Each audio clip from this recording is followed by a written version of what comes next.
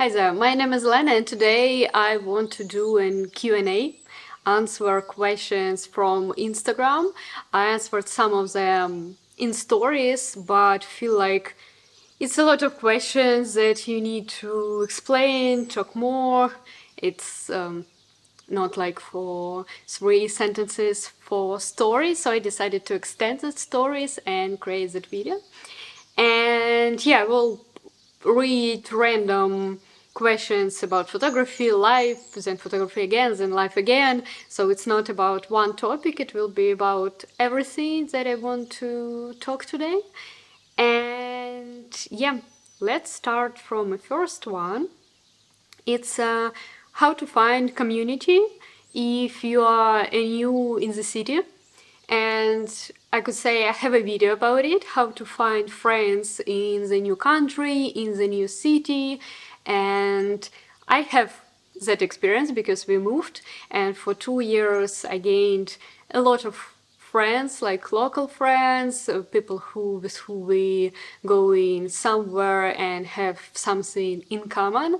And I can say that Instagram helps a lot, and sometimes YouTube, because on Instagram, if you are following a person, you could write comments, you could write to them and someday ask to go out, to go somewhere to have a coffee, tea, something. Or maybe the person you inviting somewhere and you say, oh, I want to join, or I want to go with you. And yeah, you don't need to go and to meet like 1,000, hundred of people to find your people. It's easier to find it on Instagram, and if you feel like you have something in common, you could ask to go to have a coffee if you're in the same city. And sometimes you think, oh, it's like people will not respond. Yeah, sometimes people are not responding, sometimes people don't care, or they not looking for new friends or new people around. Yeah, and it's okay, like we are not every day looking for new friends. So yeah, the main recommendation is Instagram, watching and following on Instagram or YouTube and then asking to go together. But I have more tips in that video. All videos that I'm suggesting in this video I will link in the description, so you could go directly. So, the next one. Can you recommend any tips or courses to learn aesthetic iPhone photography? I'm not a big fan of mobile photography.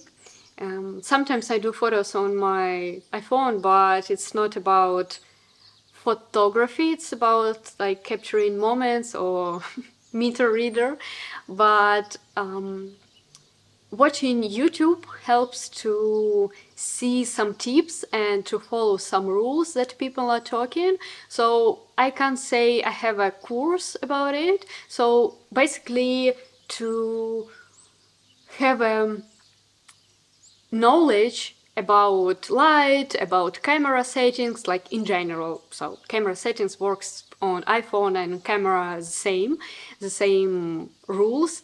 And you could find it on YouTube, like free videos, or I don't have any specific courses, to be honest.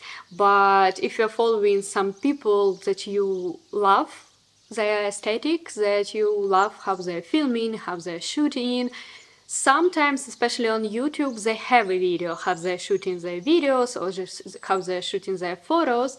But if not, I just can recommend follow more people who is taking photos on iPhone. So like in stories or in posts, they're posting it on Instagram. So following helps you to see it every day, and sometimes maybe you will catch the moment and you will kind of recreate that photo. It's not about like doing the same, you will never do the same, right? But from the beginning you need some rules, or you need some advices, or you need some vector that you will go. So yeah, following people on Instagram who are shooting on iPhone, or searching it on YouTube. So yeah, about mobile photography, it's about photography in general, it's about practice, but on YouTube, on tutorials, you could find helpful tips like how to, if you decrease your exposition, you will have more contrast photo, for example, especially on iPhone, and especially if you have a new iPhone, because I love photos for previous iPhones, like iPhone 8, 9, 10, up to 10, I could say. But if you have more new version, they're using AI, they're using HDR, so I'm not a big fan of new cameras. So if you have old one, it's better. But yeah, maybe, I don't know, I'm just still thinking about creating some kind of masterclass, a short course on Skillshare, to post it on Skillshare so people can join it for free, because first month is for free, so you could watch it like for 20, for 30 minutes, and I could share my tips, because I have some of them, but you need to show it, like you need to show a lot of examples to understand how it works. Maybe on my newsletter or on my stories I will announce when I will do it, because it's, you could, for me personally, I have like 10 tips and I could combine them in 20 minutes video, so maybe it will be on Skillshare soon. Thank you for reminding me that I wanted to do so. So, the next one. The best places in London for culture, I could say. Maybe we can start from art. So it's definitely National Gallery and Victoria and Albert Museum. It's like two main museums that everyone need to visit in London, and not to visit once, but visit it again and again and again, because you can find a lot of interesting things inside, and maybe you will find it or you will see it not from the first time. So yeah, it's two museums, art museums. It's not about only paintings, about sculpture, it's about modern exhibitions. Another one, I could recommend to attend local events, like if you're for 3 days it will be harder, but if you came for 2 weeks it will be easier to find it around you.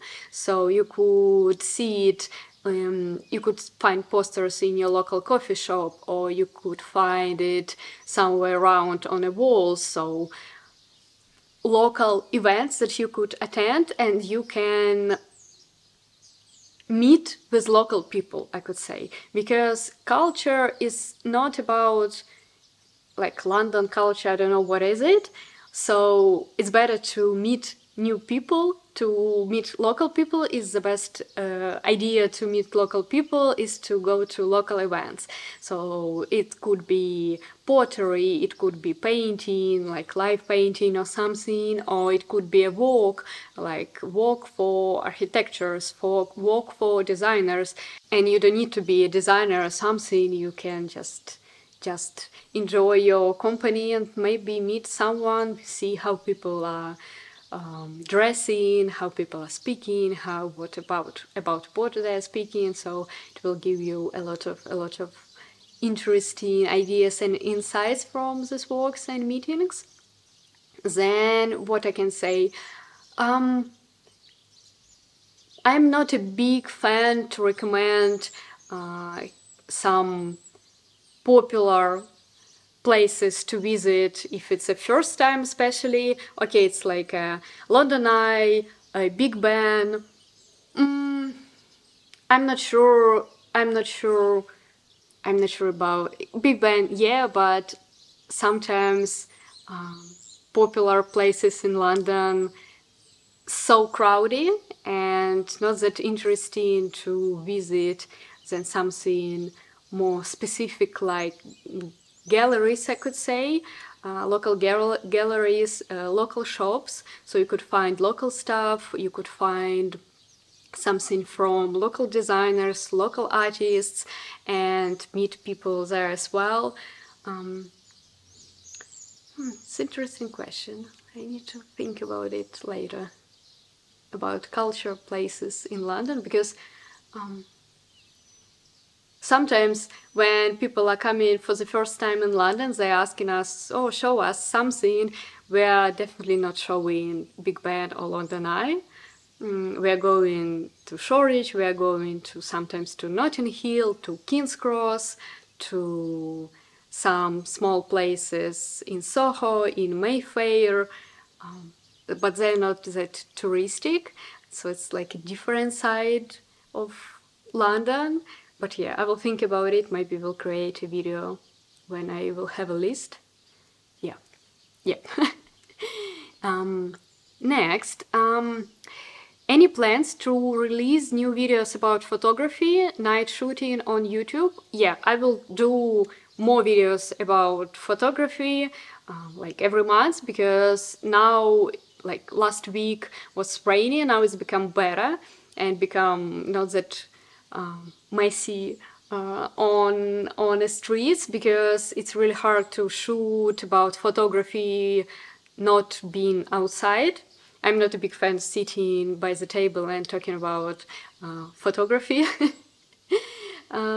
So yeah, I will go outside more and will film more. I have a lot of ideas about POV videos, about videos for like tutorials, like street photography, macro photography, maybe like book photography, how to take nice photos at home, or like all this interesting parts of photography. I have one course about slow lifestyle photography on Skillshare. It's like a short one for 20 minutes. You could check it, and there I showed a lot of my tips, and I have a section on this YouTube channel about photography as well. So from POV, what I love POV videos is, in like small context, POV is when I'm putting my small camera, DJI camera, here, somewhere here, and going outside and taking pictures, taking photos, and you can see the process of it.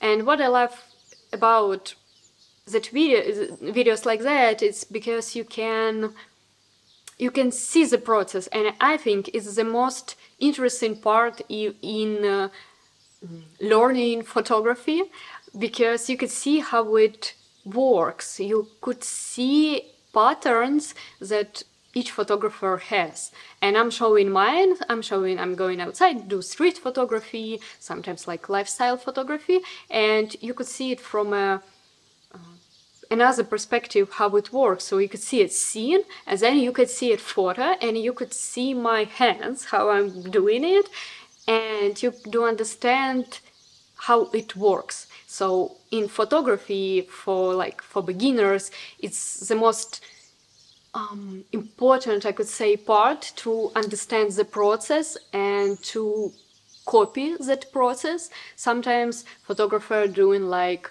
I don't know, 10 photos by once. Some photographers doing it with like long hands, someone doing like that. So you need to watch and to know a lot of patterns, try different, and then to understand, oh, that pattern or that process works for me the best.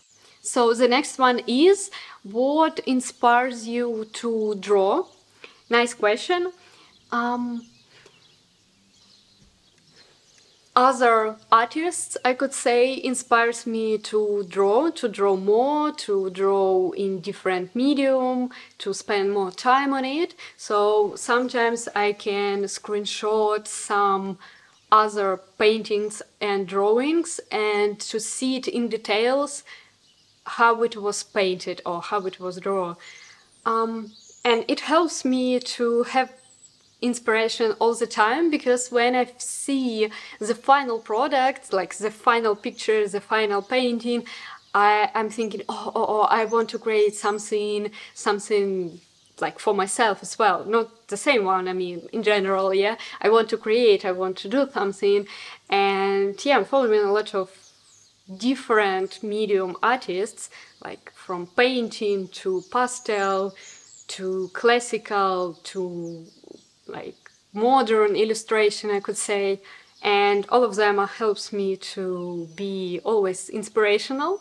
And also, I feel like sometimes when you want to paint something or you want to do something, you don't have not a time but ability to do it right here, right now. So you're not at home or you don't have your stuff with you. So I always have a small pocket sketchbook with me and just a pen, a random pen that I can use and draw in a train, that I could draw somewhere when I'm out and when I have an inspiration right here, right now to sketch something, to draw something, maybe not that final, but just random sketching, and it helps me to be in a flow. Because if you're drawing or if you're painting every day, it helps you to gain new knowledge, for sure, and it helps you to have like improvement when every day you see like, oh, I started to do it better, or I started to mix color better, or I started to do with my pen sketching even, I don't know, more interesting. I started to find more interesting angles. It helps you to be more inspirational, you know. Sometimes we get an inspiration from our process. So I do recommend to paint and to draw, just to start draw something simple, and then you will realize, oh, I want to do something bigger, or I want to do it with watercolor, or I want to do it with pastel or something. It doesn't work always, I could say, because sometimes when I start sketching and something messy going on a paper, I don't like it, I don't understand how to fix it, bad artist, I'm drawing bad, and sometimes it's completely opposite way from inspiration. But anyway, you need to have a habit to draw. Maybe not every day, don't have a pressure to like, oh, I need to draw every day. No, you don't need to, but to do it occasionally and to try different mediums and to follow artists helps me to be in inspirational mood all the time. Yep. So the next one, it's like just comments. Just wanna say thank you. You're so inspiring. I picked up my camera again. Thank you. Thank you. It's really happy when people are commenting or writing that, oh, thank you for your videos, because I started to do like lifestyle photography again, and yeah, it helps me to do more and to show more and to just, you don't understand. The next one is question. Biggest difference between life in New York and London? Just a little bit context. I used to live in New York and worked in New York 8 years ago. And 2 years ago we moved to London. So, I mean, I've been in Ukraine, then I moved to New York, then I came back to Ukraine, and then we, after 5 years after it, we moved to London. So because of long years between, I just can't say what is better. For me, better, for sure, 100% sure, London is, because I love here, I love lifestyle here more than in New York, I could say. So again, from my perspective, I feel like in New York is the best city to work in it, to have startup, to have business, to start new life, like when you are 20 years old, and it's all about running, or it's all about you're going somewhere, you are meeting people, like crazy stuff going on, a lot of nice events, all the stuff. And in London, I feel like you have more calm. You could find that calm, so you could go out to nature, you could go to another city or town or small village and relax there. So you could choose. And I don't feel like in New York I had that option. So for me it was always about working, about running somewhere, about buying something, about moving to a new apartment, again and again. But in London I can choose between busy life and calmness. But again, I think now I can even find it in New York, but that days it was not that easy. The next question, do you want to shoot for brands? What steps are you making to start doing that?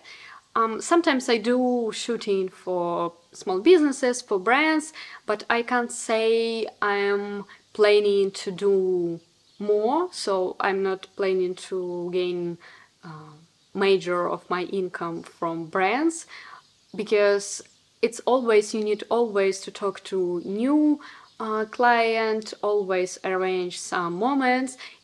I feel like for me personally it's easier to work for one client, and when I work in this case, yeah, it works better because I do understand client better, I do understand what they need, what they want, what they expect from me, and we have like relationship that helps me to do my work better. Few more questions.